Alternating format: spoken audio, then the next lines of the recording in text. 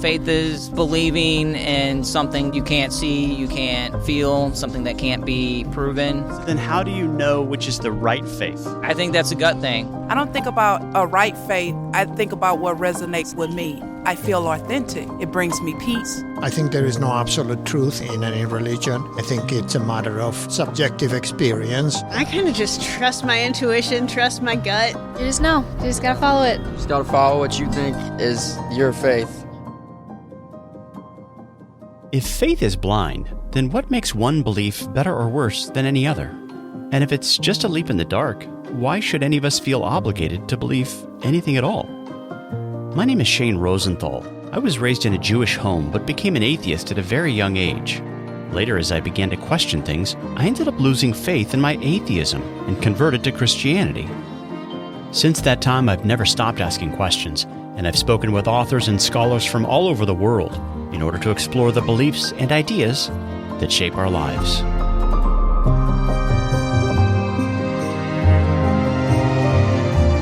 Over the years, one thing I've concluded is this: we're all believers.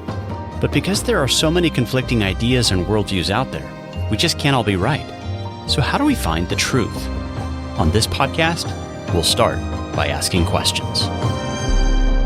I'm really just trying to figure out what I believe right now.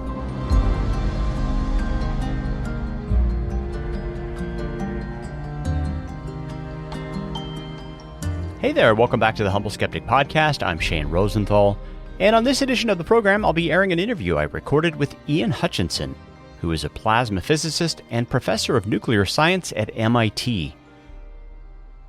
Over a decade ago, Dr. Hutchinson wrote an important book titled Monopolizing Knowledge: A Scientist Refutes Religion-Denying and Reason-Destroying Scientism.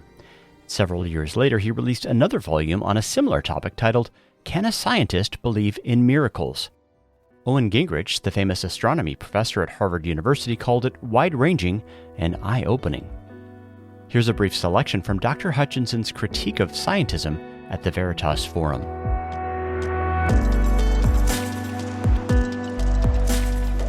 When in 1935 Bertrand Russell wrote as follows, quote, "Whatever knowledge is attainable must be obtained by scientific methods, and what science cannot discover, mankind cannot know," that explicit declaration of scientism was a ghastly mistake.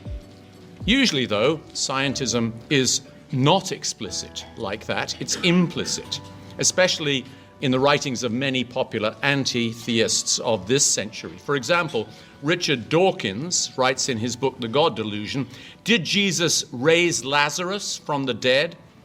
Did he himself come alive again 3 days after being crucified?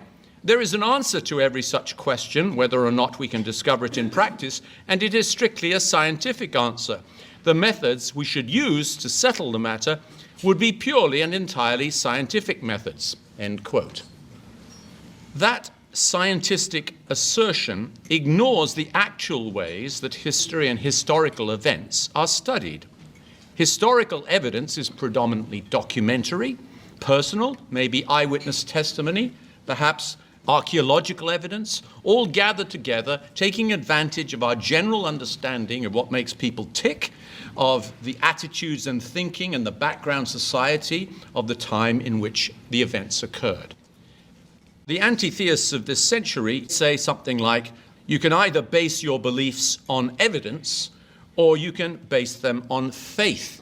And of course, their view is, naturally enough, that their secular opinions are rational and based on evidence, while religious people are just, well, irrational faith heads. I reject that simplistic difference, that dichotomy of evidence versus faith.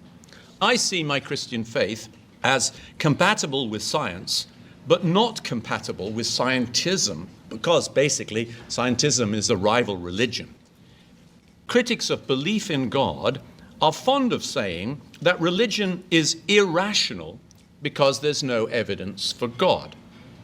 They really mean that there's no scientific evidence. There's plenty of historical evidence for the claims of Christianity. I'll agree that history And the truth of Christianity can't be established by the methods of natural science. But my position is that science is plainly not the only route to knowledge. It's simply impossible to verify all statements by an appeal to facts determined by experiment. And to say that one will do so is hopeless scientism.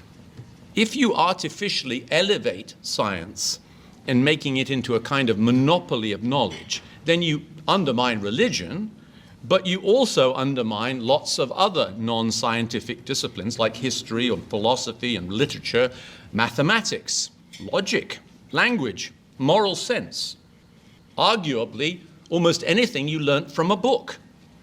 So history, as an example, is not science, mostly because it deals with unique and unrepeatable events of the past, which do not display the reproducibility on which science depends.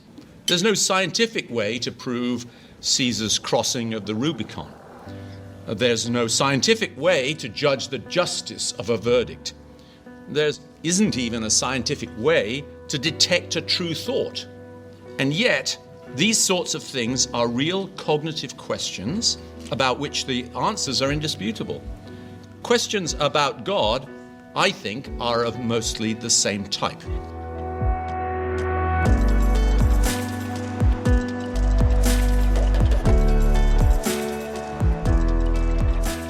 When I had the opportunity to talk with Dr. Hutchinson, I first asked him to tell me about the issues he decided to tackle in his book, Can a Scientist Believe in Miracles?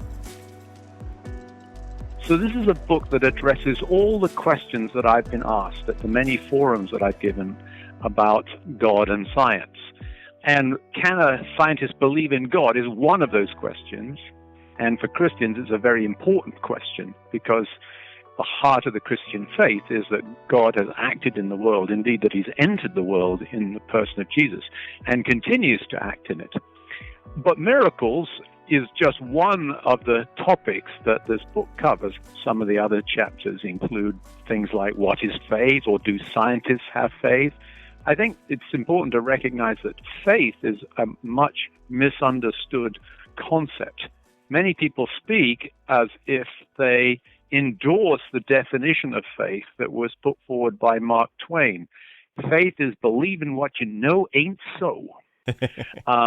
Skeptics often contrast that view of faith as unsupported belief in unlikely propositions with evidence-based belief or critical thinking. Actually, Christianity is not based upon that caricature of a kind of believism. The word faith has really three main strands of meaning. It means belief in propositions, but it also refers to confidence or trust in a person or thing. And you can't believe in a proposition that you know nothing about. You can't trust in something of which you're ignorant. That's certainly the case. And the third meaning is loyalty to some person or ideal. And in Christianity, the key meanings of the faith to which we as Christians are called are trust and loyalty. You know, it's interesting, looking at the Old Testament, there are numerous passages which talk about the problem of blind faith. For example, in Proverbs 14, there's a line there that says, "The simple man believes everything, but the wise man gives thought to his steps." It seems to me there that critical thinking is being called for, and presumption or gullibility is not being highlighted as something to be valued. Yes, I think that's very true, and I think that actually this whole idea of critical thinking, which is an important one, and in the university gets a great deal of play in it, is an idea that is a very old one and, as you say, is advocated in the Bible. I think the simplest way to think about critical thinking is it's evaluating things, trying our best to set aside whatever biases and interests and hence desires we personally might have, and also recognizing the biases, interests, and desires of other people. And so that's really what critical thinking is about, is trying to find the truth unvarnished by our own desires. So in a certain sense, I think for Christians, it's important to think about our faith in that way, not in a way that discounts the things we've been taught, but that evaluates them and asks about their truth, that is, of course, totally different from the caricature that's often offered to us by skeptics and atheists. Skeptics and atheists prefer to believe that Christianity is what Freud said, which is wishful thinking, that people want there to be, a kind person in the sky who's looking after me, and that's where religion comes from. But I think this is nonsense. There can equally well be wishful thinking on both sides. One can argue that perhaps believers believe because of wishful thinking, but I think it could be equally true that atheists disbelieve because of wishful thinking on their part. They don't wish for someone to be looking over their shoulder, evaluating them, holding them to high standards. They just rather prefer that there shouldn't be someone. So the argument about critical thinking is it cuts both ways. You say in your book that you weren't raised in a Christian home, so what is it that made you convert to the Christian faith?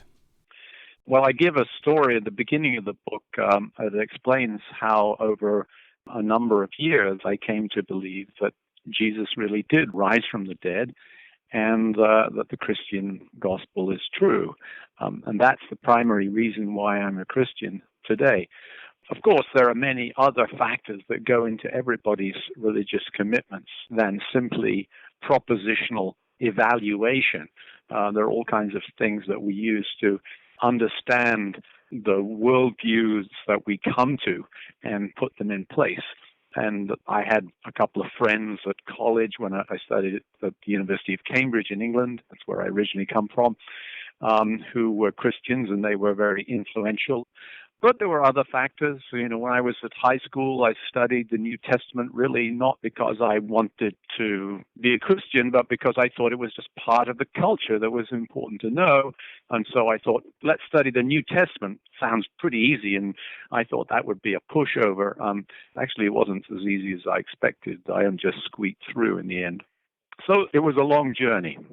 So, in your book, you talk about the difference between the original Latin word scientia and what has come to be known as science today. Can you explain that difference for our listeners? Yeah, it's important to recognize that people use the word science in different ways. And the most common meaning of science, when it's unqualified today, is really natural science, or what once would have been called natural philosophy. In other words, it's a study of the natural world, and that's what gives us the laws of nature and our scientific understanding of the world. That's what most people mean when they talk about science. But it's not the only meaning of science around, and there are various other meanings which date back to much older meaning, which was the Latin word scientia. And the Latin word scientia was basically used to talk about any knowledge that we have, any systematic body of study of knowledge. And the reason for drawing this careful definition and distinction is that there has been in our society for more than 100 years a trend of thought which I call scientism, which is the belief that basically all the real knowledge we have is science. Everything else is just kind of opinion or superstition or nonsense. And that scientism is very widespread in the world today. And so drawing a distinction between natural science, the way we use the word science today, and scientia is very important, because if you mean by science just scientia, well, there is a sense in which it's true as a matter of tautology that all of knowledge is science. Because if by science you mean all of knowledge, well then yes, all of knowledge is science. But that's not what we mean today. What we mostly mean by science today, unqualified, is the study of the natural world. And so that's what most people care about when they're talking about religion and science or God and science. They're trying to understand how our modern knowledge of the natural world, which we call science, relates to the Christian faith and to theology and to our understanding of God. So in your opening chapter, you write that intellectual communities are constituted by dogma, by the principles and opinions that they hold dear. That is what keeps them together, motivates their activities, and guides what's expected of their members.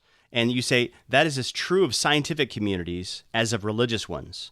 Every community has dogmatic principles and received opinions. So are you essentially saying there that even scientific communities start with dogma, faith, and received tradition?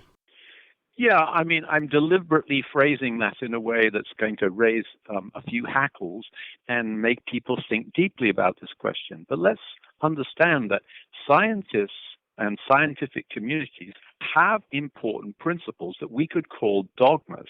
They're settled modes of thinking about and evaluating problems that are surrounded by practices of thought and so forth.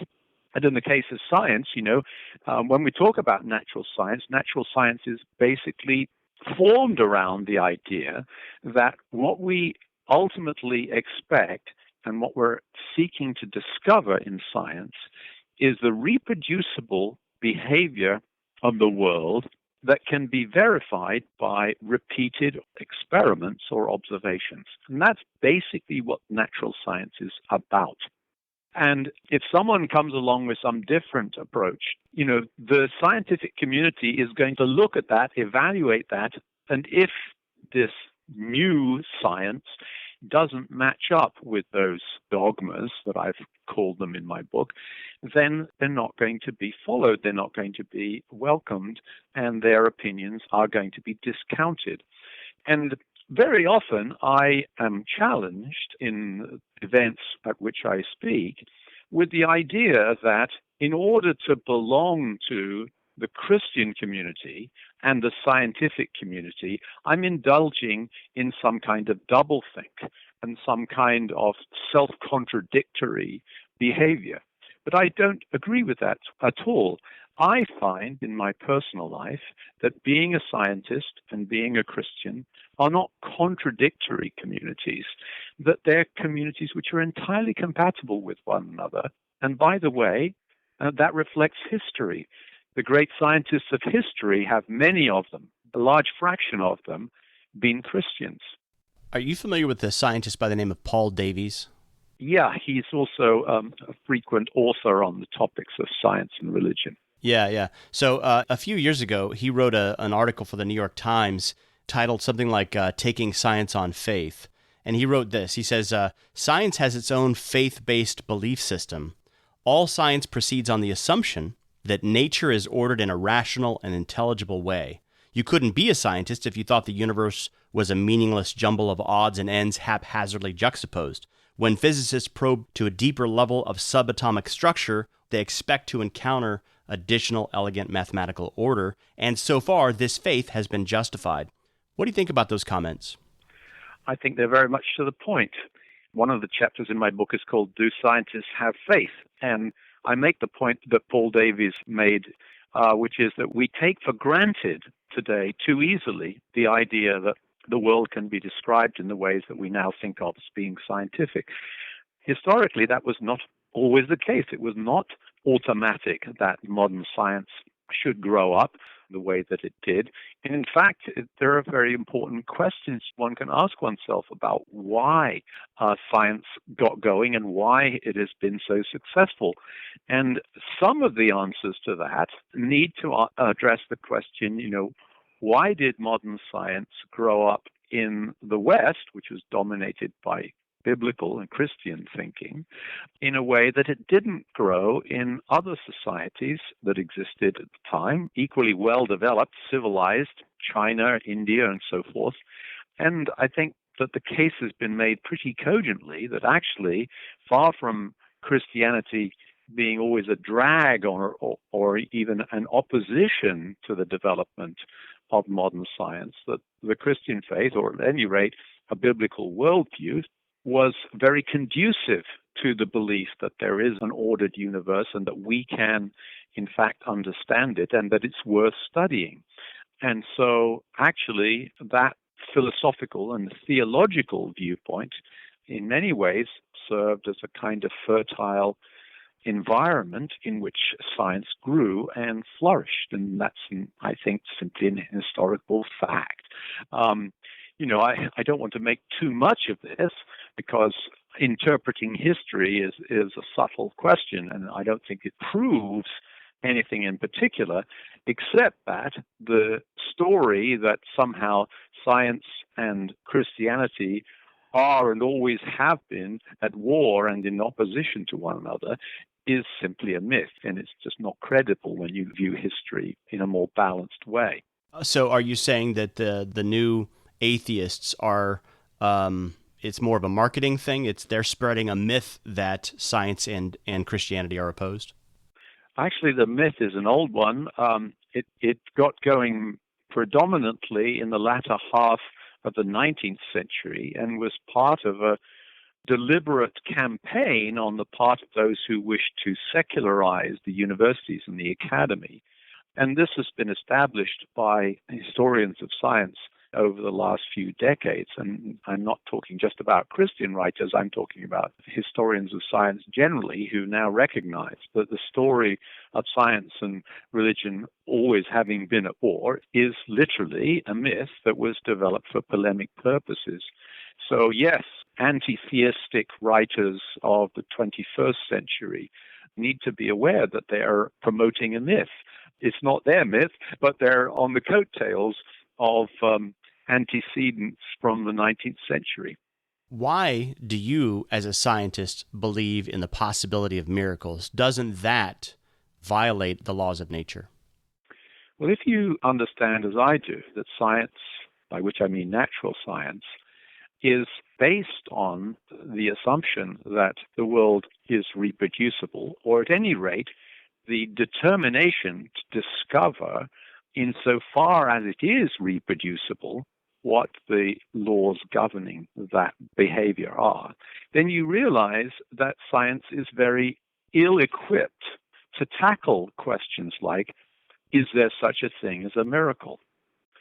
I mean, it's important, we could come back to talking more about what miracles are, and we probably should, but before we get to that, just let me say that science is actually extremely handicapped when it comes to deciding whether the world has behaved in a way that is different from the normal run-of-the-mill. Science is all about discovering how the world behaves in the normal course of events. That's why, if I do an experiment, on light and I'm in my lab, on a particular time, someone else needs to be able to pay attention to the details of the experiment and get the same results somewhere else at some other time. And that's what we depend on in science, the reproducibility of the world. Well, if some unique event happens that everyone agrees is not part of the reproducible course of nature, the question becomes, how does science evaluate that? How do we investigate that scientifically? The answer is with great difficulty. It's not that science can't say anything about miracles or unusual events. It can say something about them, and in fact, in some cases, science can show that events are not miraculous, that perhaps someone is claiming to be miraculous. So scientists, for example, may be able to discover that there's a perfectly good explanation for something, or may be able to discover that there's some kind of shenanigans or trickery going on, and so forth. So science can investigate those things to some extent. But if science does not find any kind of defeating evidence of that type, science is more or less powerless to affirm whether some event is a miracle or not. So that's one part of the answer to the question. Science is actually poorly equipped to say whether or not there are such things as miracles in general. Well, the other side of that is when it comes to the natural laws, some scientists have admitted that we don't really know why they are there in the first place. So I think of Richard Feynman here, who in his book, The Meaning of It All, says, the fact that there are rules at all to be checked is a kind of miracle. That it's possible to find a rule like the inverse square law of gravitation is some sort of miracle. It's not understood at all, but it leads to the possibility of prediction. Why nature is mathematical, though, is a mystery. What do you think about that? First of all, I think it's slightly misleading language. So when Feynman uses the word miracle in that particular situation, he's really saying that it's something like an unexpected fact. That's one way of thinking about what a miracle is. But it's an unexpected fact that is actually part of the routine of the world. And that's probably the opposite of what most people think of a miracle as being today. What the Bible means by a miracle, or actually the word miracle, of course, doesn't occur in the Bible because it wasn't written in English, but things which we think of as being miracles in the New Testament, for example, are referred to as being mighty works or signs. And what that essentially boils down to, and the way I think of a miracle, is it's an extraordinary act of God. The universe exists because of God's ongoing action. So God is active in the world. But there are, on occasions, unusual ways, extraordinary ways in which God acts in the world, one of which might be the resurrection of Jesus, and other things which we regard as mighty works. Those are extraordinary works that Christians believe, to some degree, maybe rarely, but still to some degree, continue today in terms of answered prayers, in terms of healings, and so forth. And so the question really boils down to, do we think that extraordinary things like that can happen when we're talking about miracles? Now, coming back to this confusion of language, Richard Feynman is certainly right that it's a remarkable fact, but not an extraordinary fact. It's a remarkable fact that, for example, mathematics is so important in physics. This has been commented on by many scientists over the decades and over the centuries. It is a remarkable fact that we can understand the world as well as we can. And that is a fact which is explained if the world is a creation from an intelligent creator, and that we humans are in some shadowy way a reflection of that. In other words, we are made in God's image in some sense. That is an explanation of why the world is intelligible at all. Do you think that's perhaps the reason why it seems less like a miracle to us? We believe that making laws is what lawmakers do, and the reason why the world and nature is mathematical is because we have a logical God. But from the perspective of a naturalist, Sir Frederick Hoyle had that one comment where he was looking at the fine-tuned universe and said, it seems like a super intellect has monkeyed with the laws of physics. Perhaps that's what Feynman is getting at when he uses this word miracle. It doesn't make sense with his worldview that nature is all there is. That's right. But the way in which God has monkeyed with the universe is a consistent and remarkable fact about the world. It's something which is embedded in the structure of the universe. And I completely agree with the remarks that you have been quoting, both from theists and atheists, that it is a surprising fact, and it is a surprising fact which has a good explanation for those of us who are theists, which is that God made it that way. What percentage of scientists today do you think believe in God? That question arises quite a lot in my talks, and in the book I quote a specific question that was posed to me as follows. A survey of the National Academy of Science showed that only 7% of members believed in God. What are we to make of that? That's a point that's been made by several of the anti-theists of the day. But actually, it's a slightly biased view of the statistics.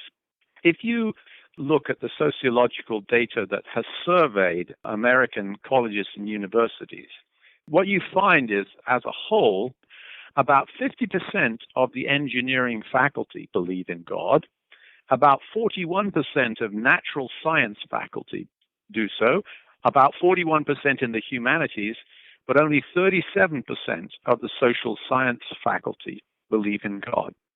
Now, what that shows, first of all, is there's a remarkable degree of belief in God, even in universities and colleges in the U.S. But what it also shows is that quite the opposite trend exists from what you might have expected if, in fact, disbelief was caused by science. So engineers and scientists are at the top of the belief in God, and the people who tend to be at the bottom are people in the sociological areas. So the bottom line is then, when you come to the 7% number, it says a lot more about the National Academy than it does about religion. I mean, you might ask the same kind of question about the fact that the National Academy has only 13% of women. I don't think that most people today would be inclined to conclude that that shows that women are less intelligent than men.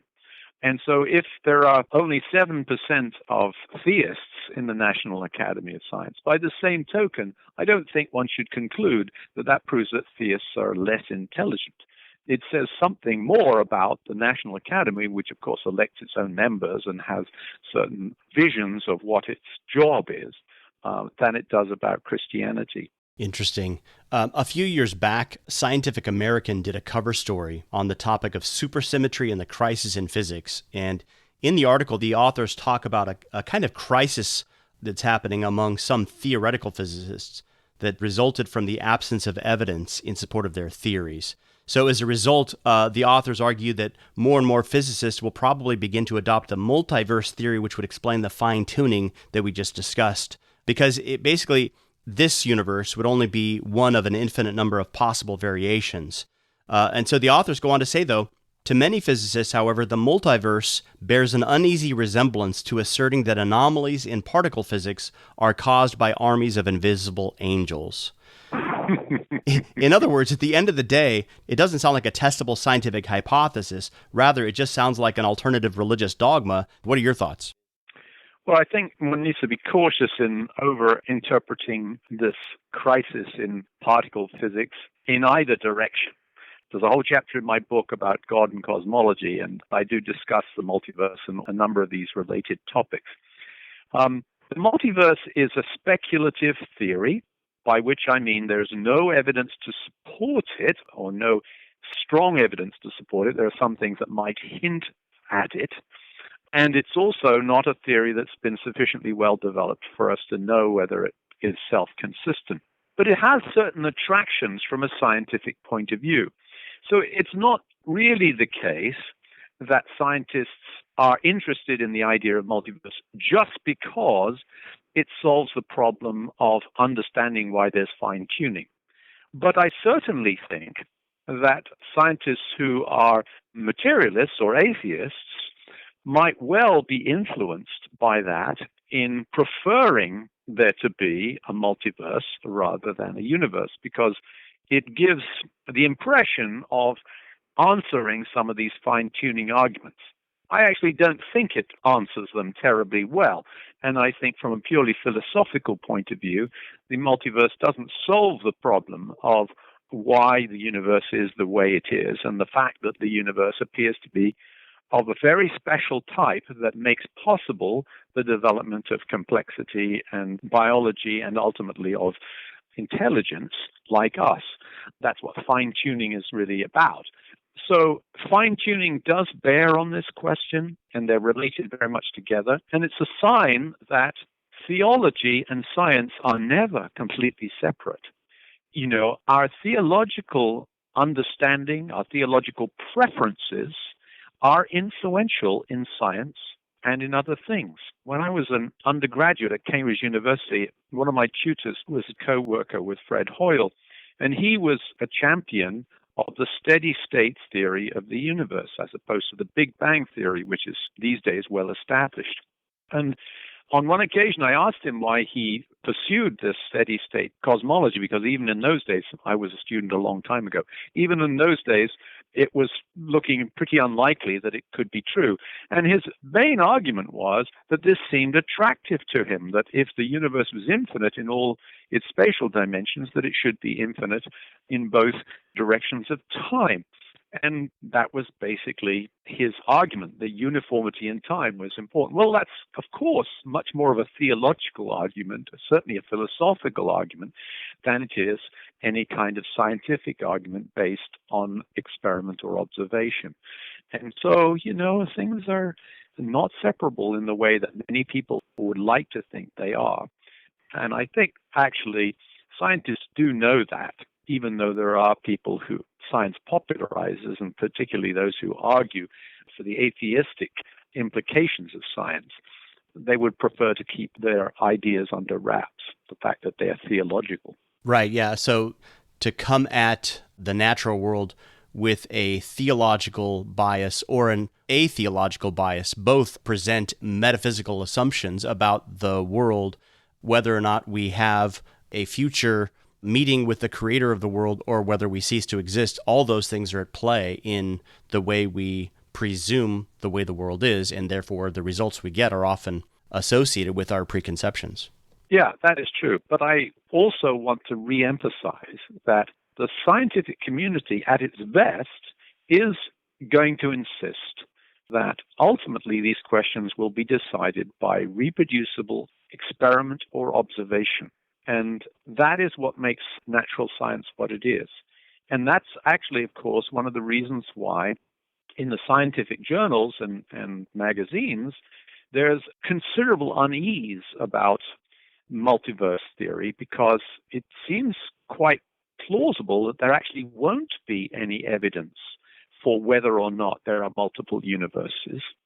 And so people are nervous that maybe this cannot ultimately be scientifically tested one way or the other. I actually don't think it makes all that terribly much difference to a Christian whether there's a multiverse or whether there isn't.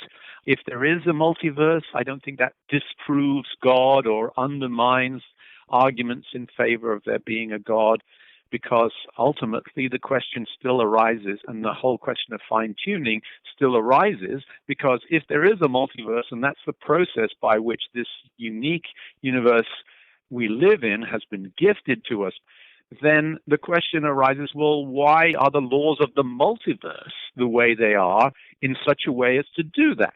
So it ultimately, philosophically, doesn't discount any arguments concerning the existence of a creator.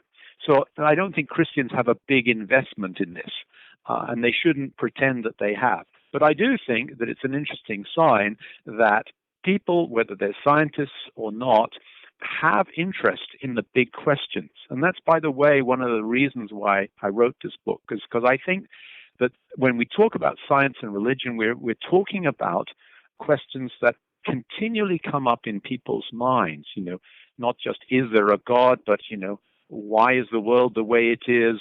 What will happen to me when I die? What is the way I should live? And these kinds of big questions. These are questions that ultimately science is not going to be able to answer. And these are perennial questions that lead us to think about theological as much as scientific questions. You didn't address this in your book, but what do you think about the questions surrounding the origin of life?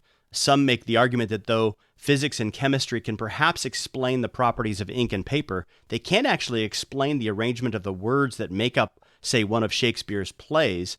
And when scientists look at the unbelievable amount of instructions embedded in the DNA of the most basic cell, they conclude that, as with a Shakespeare play, it's not something that could have come about by accident, particularly with that first cell, the first life, with its completely functioning code, along with the ability to reproduce. Is that a good argument for God's existence? In other words, it requires someone to have written those instructions and to give it the system to reproduce.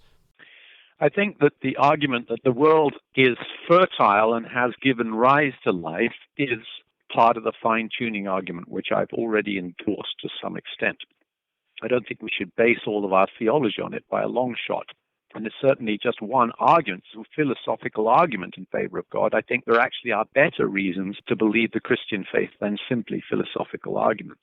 But concerning the origin of life, this is part of the bigger question, which has been a question that's been fraught within Christianity in the West, particularly in America, for 100 years or more. And that is the whole issue surrounding evolution and whether, in fact, life was individually created by a miraculous act of God or whether it arose by natural processes.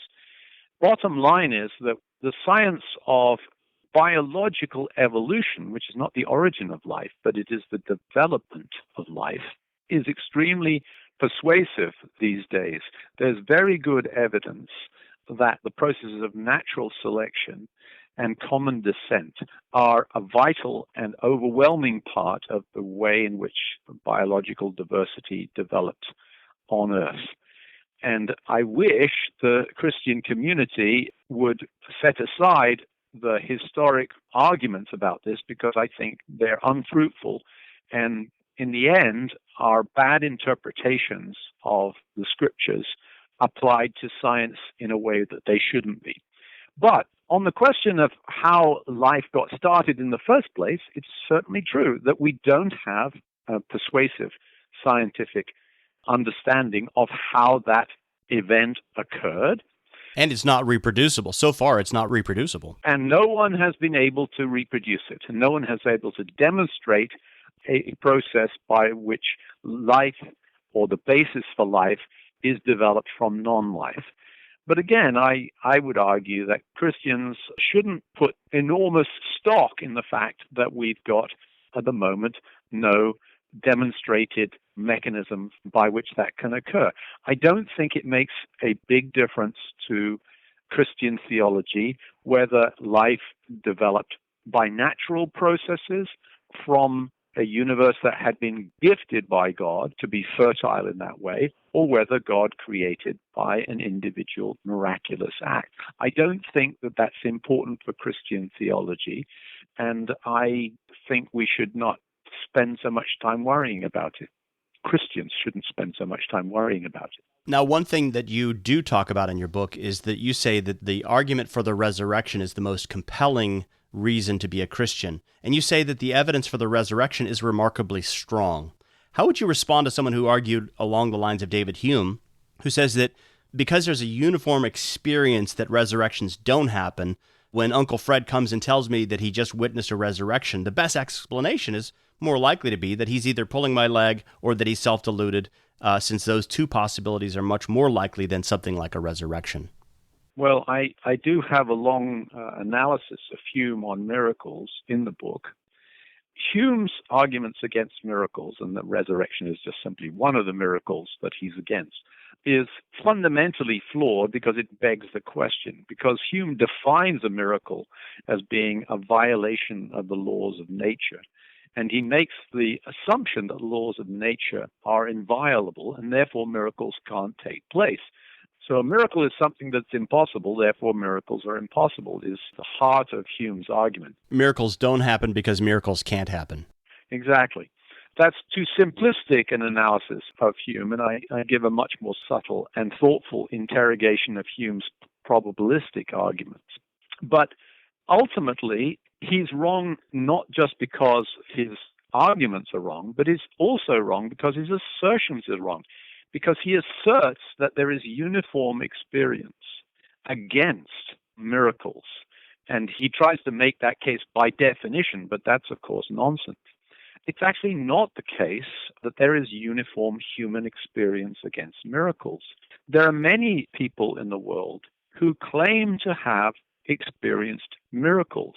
I can think of one that happened in Jerusalem about 2,000 years ago. Yeah. And so it's just not the case that there is uniform experience against it. And so the view that there is such uniform experience is a mere presumption based on the assumption that miracles are violations of natural laws and natural laws are never violated. Craig Keener has a book called Simply Miracles, in which he's documented many modern claims about miracles with meticulous detail of documentation and so forth. These are not scientific proofs that miracles have taken place. I don't think there are such proofs.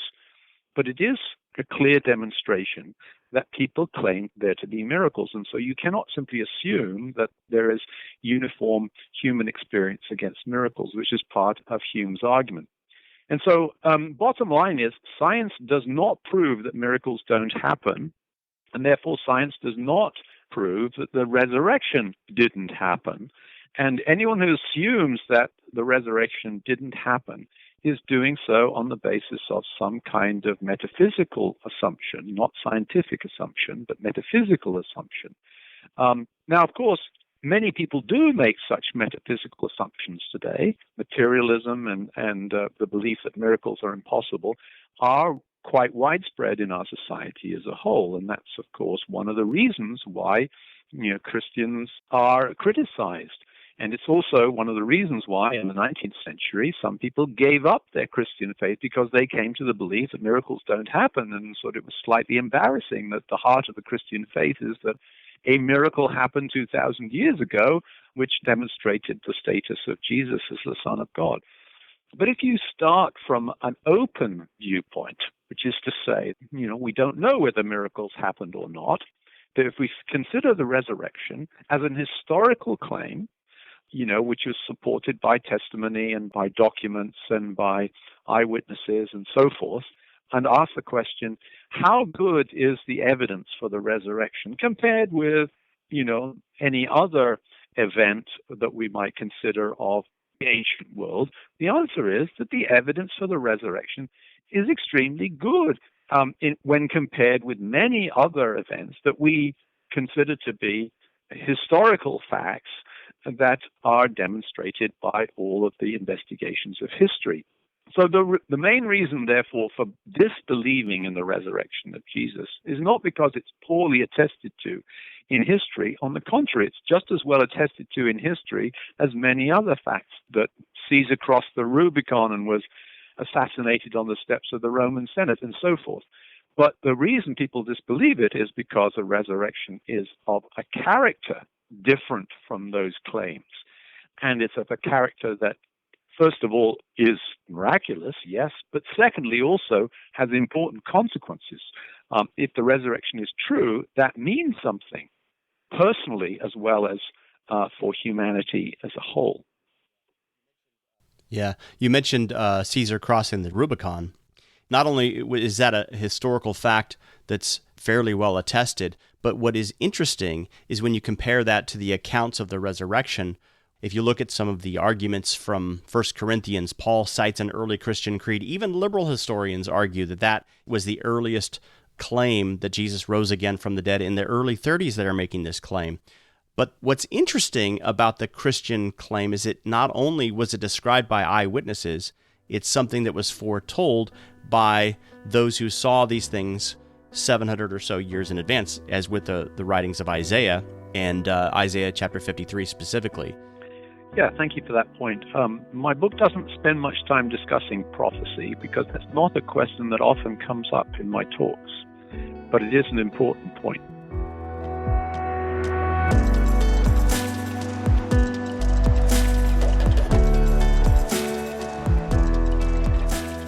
Well, folks, you've been hearing from MIT professor Ian Hutchinson as I've been talking with him about his book, Can a Scientist Believe in Miracles? If you'd like to read further on this topic or watch one of Dr. Hutchinson's video lectures from the Veritas Forum, you'll find all kinds of links and resources in the show notes for this episode. You can also find out how to support this podcast if you're so inclined. The address is humbleskeptic.com. That's humbleskeptic.com. And I look forward to being with you again next time as we discuss the beliefs and ideas that shape our lives.